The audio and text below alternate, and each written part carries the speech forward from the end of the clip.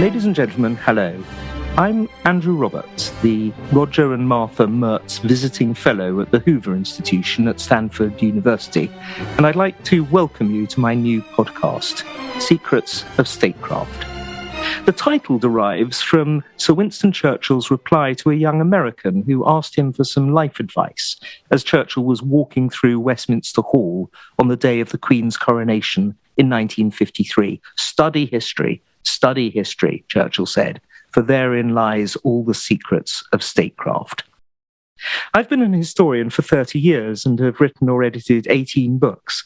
And in this podcast series, I'll be talking to prominent people about the role that history has played in their careers and their decision-making, and also to fellow historians about how the past influenced the people they've written about. In the course of it, I hope to eke out some of the timeless secrets of statecraft. The faux pas has had a long and interesting history, and its foremost historian is the author and broadcaster Christopher Buckley. Christopher, how did you first begin your scholarly interest in the subject? Well, I have to start by saying having a historian of the caliber of Andrew Roberts calling me a historian is about as good as it gets. So I think I'm going to retire right after this podcast. My scholarly, indeed historical, interest in faux pas was prompted by a very embarrassing moment some years ago. I ran into a friend of the family, very distinguished fellow. Well, I can say his name, Bill Simon. He was in Richard Nixon's cabinet. And I said to him, "Oh, how's Carol?" Referring to his wife. His face sort of went opaque. He said, "She died 3 years ago." And, where do you go from there? I mean, hurriedly to the nearest exit so you can bash your head against a wall in privacy. That's a good one. But your father, William F. Buckley, he beat you in that department, didn't he? Oh, he did indeed. My late beloved dad was always one-upping me. But in this case, I was very happy to be one-upped. He asked a friend of his how his wife was. The friend replied, "You were a pallbearer at her funeral 3 years ago, Bill." that's a major league. Whoops. Now, tell me, as the historian of the faux pas, where does the phrase originate? Well, as I imagine our audience already knows, it's French. It's not a term Americans use very much, which seems to me a shame, because saying, "Oh dear, I've made a terrible faux pas," sounds rather more elegant than "man, did I just step in it." Its cousin term, gaffe, is also of French coinage. It's from the French word for boat hook. Appropriately enough, the dictionary defines it as an unintentional remark causing embarrassment to the speaker. One Washington pundit, Michael Kinsley, memorably defined a gaffe as, quote, "when a politician accidentally says the truth." So it's really quite rare in Washington. But, during the good old days of Watergate, the White House press secretary was constantly having to say, "The president misspoke himself." This struck me as a terribly awkward coinage, because it made it sound as though the president had just wet himself. But then I suppose one way or the other he had. The faux pas, it's not the same as a Freudian slip, is it? The eponymous Freudian slip. That's when the id climbs up the esophagus, grabs hold of the uvula, and swings out your mouth, causing faces all around to turn red, mostly yours. Freudian slips can be very awkward. One of my favorite large-scale Freudian slips occurred at the 1980 Democratic Convention. President Jimmy Carter was trying desperately to make nice with the Democratic establishment, and he was lavishing praise on former Vice President Hubert Horatio Humphrey. So rising to his crescendo, Mr. Carter asked the audience to join him in an ovation to Vice President Hubert Horatio Hornblower. Mr. Carter, he was a former Navy man, and turns out he was a C.S. Forrester fan, and the look on his face of total bewilderment as his audience convulsed in mirth was a memorable moment in politics. On the other hand, I would point out that Vice President Hubert Horatio Humphrey himself had once memorably put his foot in a big pile of donkey-do when in a speech he declared, "No sane person in the country likes the war in Vietnam, and neither does President Johnson."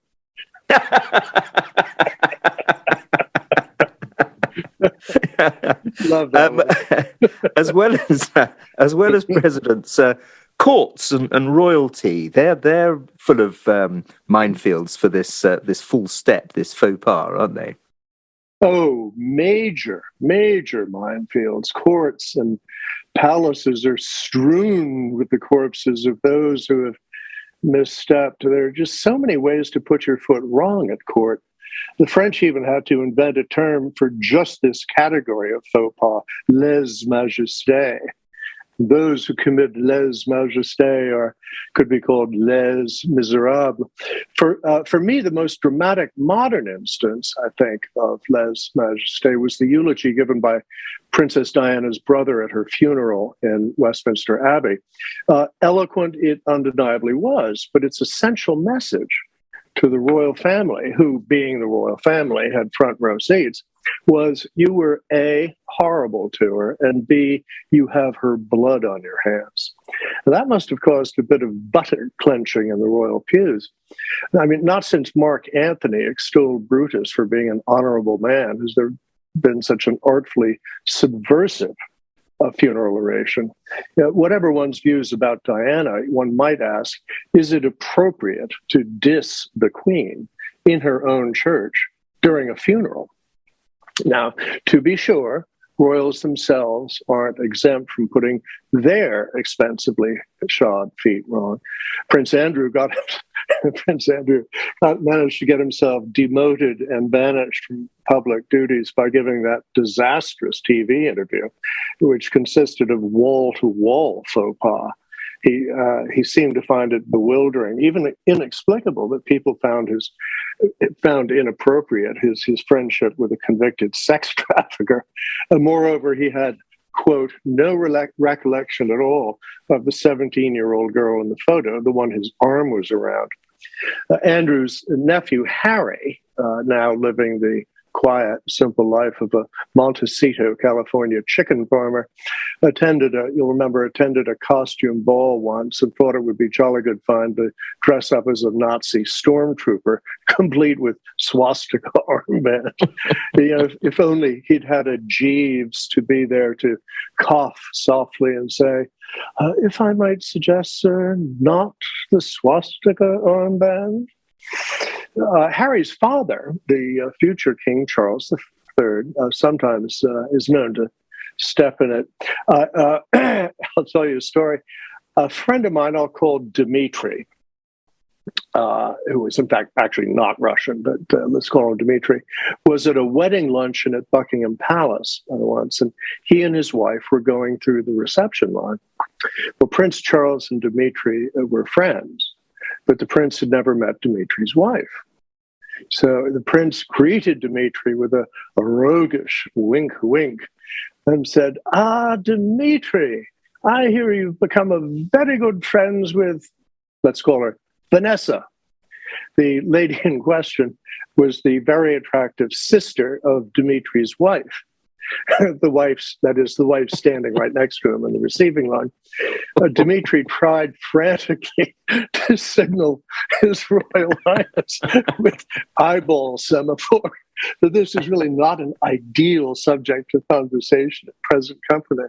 But the royal receptors weren't working very well that day. And yes, the Prince of Wales said, wink, wink, nudge, nudge. I hear you're having a very good time with her indeed. Dmitri was reduced to croaking, sir, may I present my wife? And Charles said, "Oh, God," said the future Queen of England, "now I've gone and put my foot in it again." Well, what struck Dmitri after his wife struck him was that, again, if Charles does this sort of thing all the time, the reign of Charles III is going to be fun to watch. Fortunately, there is one member of the royal family who constitutionally never makes faux pas, isn't there? Indeed, Her Majesty, to whom I send greetings on her platinum, or is it titanium jubilee? No.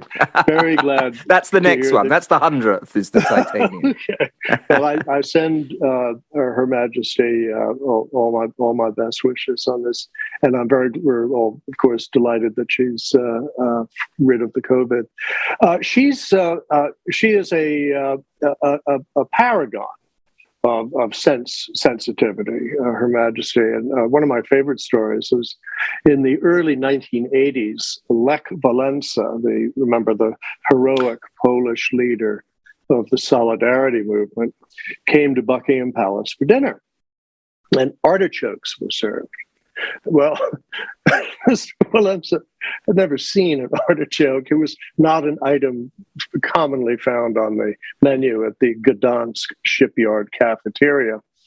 So he began to eat the leaves whole, spine and all, probably thinking, strange people, these English. Her Majesty stepped right in and said, "Why don't you just eat the bottom part? It takes so long to eat the leaves." I suppose that's what you call noblesse oblige, isn't it? Her great-grandfather, Edward VII, had that too, didn't he? He did indeed. The Shah of Persia came to dine at Buckingham Palace on one occasion, and asparagus was served, a legume apparently unknown to the occupant of the peacock throne. The Shah ate the tip of each spear, then tossed the stalks over his shoulder onto the floor behind him. The footman didn't know what to do. Julian Fellows could probably turn that into an entire episode of Downton Abbey. But King Edward came to the rescue. He started tossing his asparagus spears over his shoulder onto the floor, and soon everyone at table was following suit. As my fellow historian, Andrew, I'm sure you agree with me that it's a tragedy that no photograph exists of this memorable meal. The pile of asparagus tips behind the monarchs. Aren't mispronunciations a long established source of faux pas? Yes, they can be. Mispronunciation can lead to all sorts of trouble. This happened memorably to a Mrs. Stuyvesant Fish. Only P.G. Woodhouse could have come up with that name, but she was actually a real person. She was a great grande dame of the Gilded Age in New York and in Newport, Rhode Island, where people went in summer to be rich together. And the occasion was a costume ball. They loved to dress up, those Gilded Agers. So on entering the ballroom, Mrs. Fish whispered the theme of her costume to the embailleur. That's the guy with the pole who would bang it on the floor to announce arrivals. The theme of Mrs. Fish's costume was a Norman peasant. Well, the embailleur seems to have misheard. He banged his staff on the floor and announced in a booming voice to the creme de la creme of Newport, "Mrs. Stuyvesant Fish, an enormous pheasant."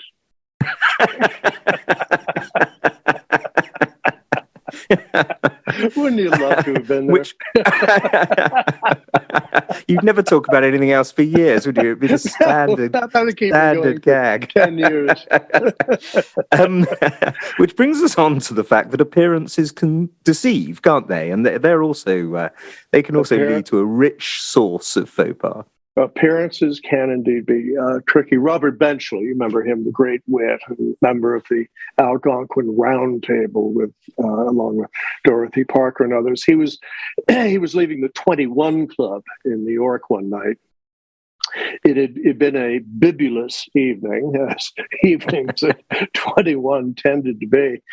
He saw a man heavily decorated in gold braid, and assuming he was the doorman, told him to call a cab. The extravagantly braided man replied rather huffily, "I'll have you know, sir, I'm an admiral." "Oh," and she said, "Well, in that case, call me a battleship." I love that story. The dressier the occasion, it seems that the greater the potential for a faux pas disaster. And you may remember in 1966, British Foreign Minister George Brown was at a state dinner in Vienna. Mr. Brown had enjoyed his wine, as he was famously wont to. So the orchestra struck up a tune, and he turned to the exquisite creature in red seated next to him and said, "Madam, you look ravishing, may we dance?" The exquisite creature in red replied, "No, Mr. Brown, for 3 reasons. First, this is a state dinner, not a ball. Second, that's the Austrian state anthem, not a waltz. The third, I am the Cardinal Archbishop of Vienna." Would have loved to have been there too. No, appearances can deceive. In the 1930s, a dinner was given in honor of Wellington Koo, another P.G. Wodehouse name, but in fact a real one. He was Chiang Kai-shek's foreign minister. Koo was a highly educated, deeply erudite man. He was fluent in 7 or 8 languages. Well, the lady seated next to him looked at him and began the conversation by asking, "Chinese man come far in boaty?"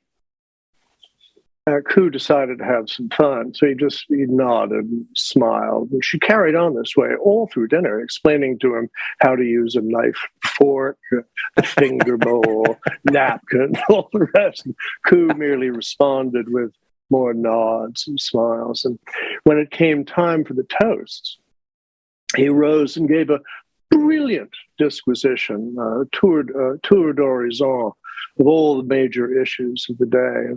And sat down and said to his dinner partner, "You like his speechy?"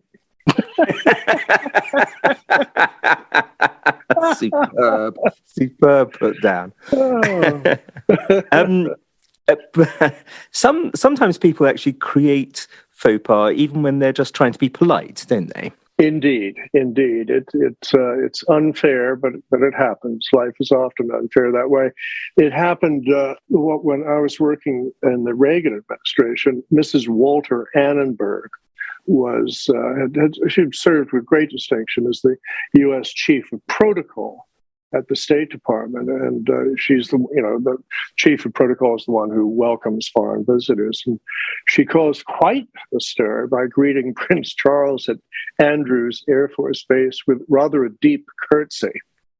Now, she was only trying to be courteous, poor dear, but there were howls of Republican small r protest, as it was pointed out that our country had fought a war to earn the privilege of not having to bow, much less scrape, before royalty.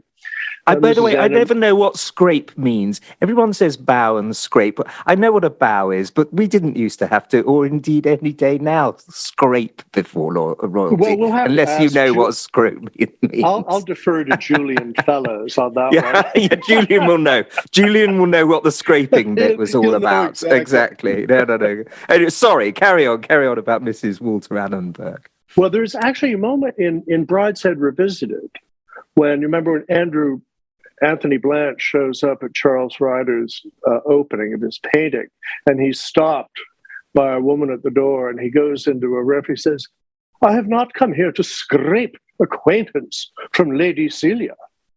So there's one can imagine Samgrass, but Mr. Samgrass also probably scraped quite a bit in that book, didn't he?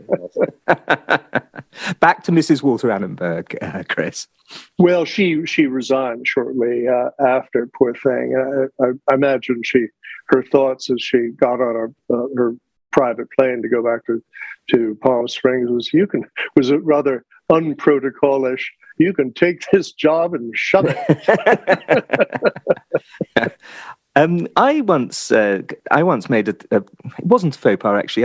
It was something that Lady Di talked about people making faux pas, where they in long lines, the gentleman, when introducing his wife, she would go first and curtsy, and then the man, overexcited and nervous, would curtsy too. And Princess Diana told me that over lunch one day, she said it was the most difficult thing about being a royal was to keep a totally straight face, because there were often photographers present, of course, and the person did not want his one moment, with the Princess of Wales to be an utterly humiliating one. So she had to keep a totally straight face. And she had a great sense of humor too. She did have a great sense of humor. Doubly hard. And I said to her, "Is it difficult to do?" And she said, "Well, have a go." So I got up from the lunch table and curtsied to her, and she gave me 8.5 out of 10. I'm rather proud of that. Does a photograph exist of that? Because if it does, I think it should be the jacket photograph on your next book. Now, diplomacy is we've already mentioned the Foreign Minister, George Brown, but it's a rich theme from which to mine the faux pas, isn't it? Well, diplomacy is in a way sort of, the highest stage of all. Even in ways higher than a palace court, because everyone's watching. In 2000, then German Chancellor Gerhard Schröder visited Israel. This was the first official visit to Israel by a German leader. So it was a bit of an exercise in walking on eggshells, as you can imagine. But the visit went very smoothly. Until the Chancellor's visit to Vad Yashem, the memorial to the 6 million Jewish victims of the Nazi Holocaust. And when the moment came for him to turn up the eternal flame, he turned the switch the wrong way, extinguishing the flame. So you can just imagine it was sort of a combination ach du Liebe and oy vey moment. A funnier instance, I think, at least for me, was the I'm sure you remember, Andrew, being a fellow historian, Jose Maria Velasco Ibarra, 5 times president of Ecuador. You remember him, of course. Thank you so much for reminding me of that. Yes, fact, of course I knew that. Of course you wrote a book on him, I think. I'm pretty sure I have. I'm just about to. Researching it at the moment. Well, you'll have to research diligently, because he was 5 times president of Ecuador. He was constantly being deposed. And on one occasion, he showed up at an embassy reception. Accounts vary. He either urinated in the punch bowl or threw up on the West German ambassador. In one version, he managed both, scoring a diplomatic perfecta, I guess. The army promptly deposed him again for having compromised the dignity of the Republic. And then there's our beloved Gerald Ford, President Ford, who inherited the White House after the years of agony of Watergate. Jerry Ford was one of the most honorable and decent men ever to occupy the Oval Office. But yet today, he's largely remembered for faux pas, literal and verbal. The literal instance came while he was disembarking Air Force One in Salzburg. He put a foot wrong and tumbled down the rain-slick ramp, providing endless comic material for the new television show Saturday Night Live. Remember, I'm Chevy Chase and you're not. Well, Mr. Ford's stumble was so ironic. Here was a man who had attended the University of Michigan on a football scholarship. And there he covered himself and his team in gridiron glory. He led the Wolverines, that was his team, to undefeated seasons and national titles. He eventually got some payback at his Saturday Night Live tormentor at the Washington Correspondents' Dinner. Mr. Ford was making his way to the podium, and he paused and turned and yanked Chevy Chase's tablecloth out from under his dinnerware, spilling it all onto his lap. And he said, "I'm Gerald Ford," he grinned, "and you're not." Might President Ford's verbal mishaps have had serious political repercussions, though? Well, yeah. I mean,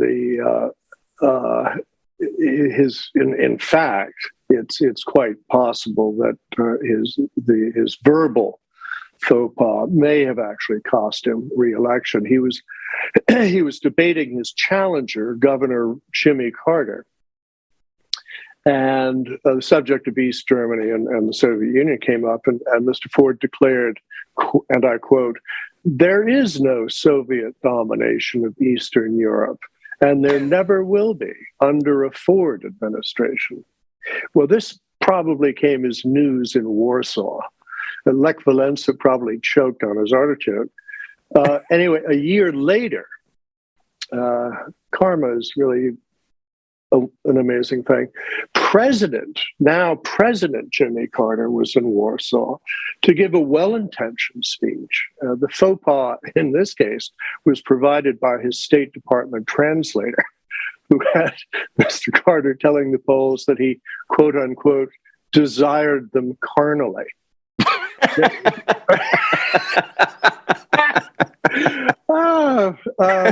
Poor Jimmy Carter, he was probably the most chaste president in American history, but he always seemed to be in a state of lust. The French, who, as we established earlier, invented the phrase faux pas, they're also pretty good at committing them themselves, aren't they? Ça va sans dire, which is, I believe that's French for you can say that again. The Duc de Richelieu was a great friend of King Louis XV. One of his many titles was Gentleman of the Bedchamber. What a great title. Anyway, one day the Duke opened the wrong door at Versailles, only to discover the Duchess de Richelieu, that's his wife, in bed with another member of the court. He said nothing, just quietly closed the door. Later he said to her, "Madame, quelle honte, shame. What if I had been someone else?" Only a Frenchman. And a French aristocrat as well of the could period. Handle a situation like that with such je ne sais quoi.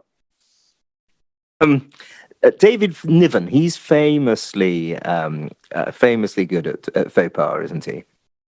It's quite my favorite faux pas story. David Niven was, of course, the wonderful English actor, and in real life, a charmer and a gentleman down to his tiptoes. But one night he was at a fancy party.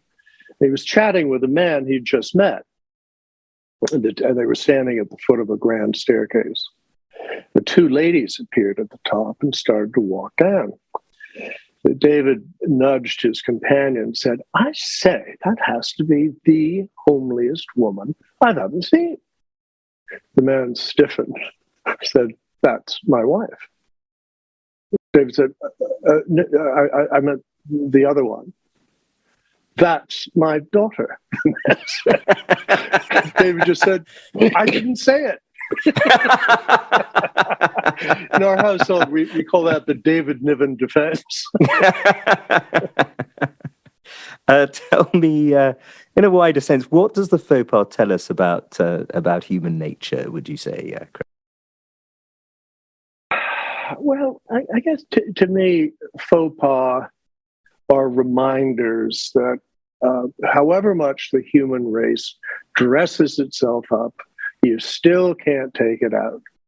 I find something touching, almost endearing, in these examples of our frailty, because I think they reveal us for what we are, despite all our pretensions, namely fallible. Ultimately, we're all players in what Balzac called la comédie humaine, the human comedy. And our humanity never seems more human than those unrehearsed moments when we put a foot wrong and slip on banana peels, largely of our own strewing. Aquinas called man the risible animal. He meant risible because we laugh. I would add risible too by virtue of our talent for occasioning laughter. You certainly recall that that Roman generals who achieved great glory were accorded the honor of a triumphal procession, and they would ride on a chariot with great fanfare and flowers, and behind them stood a slave, whispering into their ear amidst all this fanfare, "Remember that you are mortal and that all glory is fleeting." Well, this must have been very annoying for the generals. I wonder if they ever said to the slave, "Will you please shut up? I'm trying to enjoy my triumph here." Exactly. To which the slave might reply, "You're fabulous. I'm just saying, watch your step." Actually, if it were my triumph, I think I'd have tossed the slave off the chariot. Yeah, no, a sudden push might be the answer. Exactly. A good push. A scrape. I think this is a moment for telling you about my worst faux pas, which was at a party, and I knew these two people, and I wondered. I couldn't remember the names of either of them, but I wanted to introduce them to each other, and did. And didn't ask whether they knew one another. And Lord Longford said, "I have been married to Lady Longford now for some 60 years." But this shows his innate kindness. And he said, "But on a deeper level, do we ever really know anyone else?" Which I thought was so kind to me. Anyway, as my face went bright puce, as you can imagine. That's great savoir-faire and aplomb there. Thank you. Now, on these podcasts, I sometimes ask a couple of questions. The first one is, what's your favourite historical counterfactual? Have you got a what if that you particularly enjoy about history? Well, I just read an extraordinary book by a French woman named, I think, Laurent Binet. You've probably heard of it. It's called Civilizations. And it's a 300-page novel, technically. But she's a historian. She's a fellow historian, I should say. And in which she sort of reverses things to the point that the conquistadors come over, get conquisted themselves, and Atahualpa, chief of the Incas, ends up invading Europe and taking over the Holy Roman Empire. It's a marvelously precise piece of counterfactual history. I mean, the detail in it is just stunning. I urge our listeners, after they buy your new book and my new book, to buy Civilizations. That's a very good one. And what is there an actual history book or a biography that you're reading at the moment? Yeah, just last night I've started Alan Guelzo's, if I'm pronouncing his name correctly, biography of Robert E. Lee. In fact, there's a diffusive blurb at the very top of the back by someone named Andrew Roberts. Yeah, it's a brilliant book. It really is very, very good. Absolutely brilliant book. And he begins. I think the first, I'll muff the actual wording, but the first sentence is, so how do you write the biography of a traitor? And then he goes about answering it very elegantly. I'm only on, chapter 2, but it's an extraordinary book. I think it's the best biography I've read since I read your biography of Napoleon about a month ago, which is extraordinary. But I do not know how you knock these out every year. I mean, thank you for the praise. We might well have to edit the praise out of the ultimate recording. I have to say, the praise is what this is all about. I see this podcast for what it really is. Now, on a serious and sad note, indeed, P.J. O'Rourke, your long-time and good friend, died recently. There was universal lamentation right the way across the globe, really, about this brilliant man's life. I wonder if you'd just like to give us a few memories of him, a eulogy to him, essentially. Well, this is impromptu. I wrote. I was asked by the New York Times to write an appreciation. There were 3 pieces in the New York Times, and there was an extraordinary outpouring.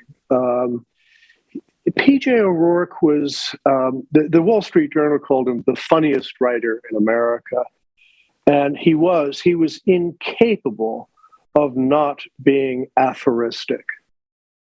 In my appreciation of him, I used the word hyper-aphoristic, and I got a lot of emails saying that they had to look it up. But, I mean, if you pick up a book of quotations, in particular a book of comic quotations, PJ is right up there with Oscar Wilde and Dorothy Parker. I mean, in terms of sheer numbers, he was simply that way. He was also, but he was very far from just a funny man. He was our generation's Mencken. And he was deeply learned and deeply read and bright as a whip.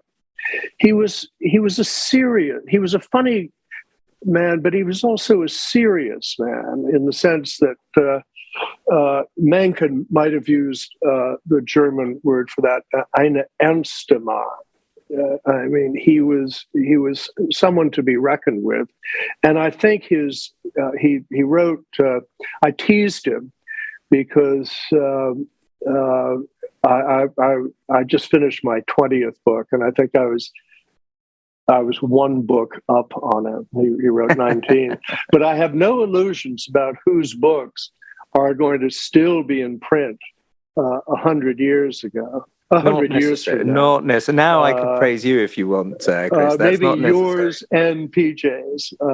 But he was also, into the bargain, a lovely man. He had, and he was very well known in your neck of the woods, across the herring pond in England. He was. So his loss is great. He was 74. He was diagnosed with an inoperable lung tumor on December 23rd. In his email, he told me that, and he had parenthesis, and a Merry Christmas to you too, Doc. and he was gone 2 months later. So at least his suffering wasn't prolonged. But the delight that he brought to all of us will live on long after his departure. Christopher Buckley, thank you very much indeed for giving us this brilliant disquisition, historical disquisition on the faux pas. Thank you so much.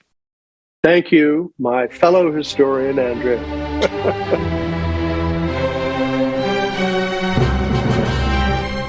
Thank you for listening. Please join me on our next episode when we'll go in a very different direction and speak to Dr. Henry Kissinger.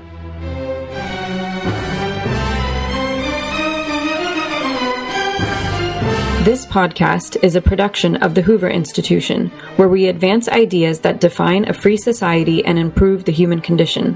For more information about our work, or to listen to more of our podcasts, or watch our videos, please visit hoover.org.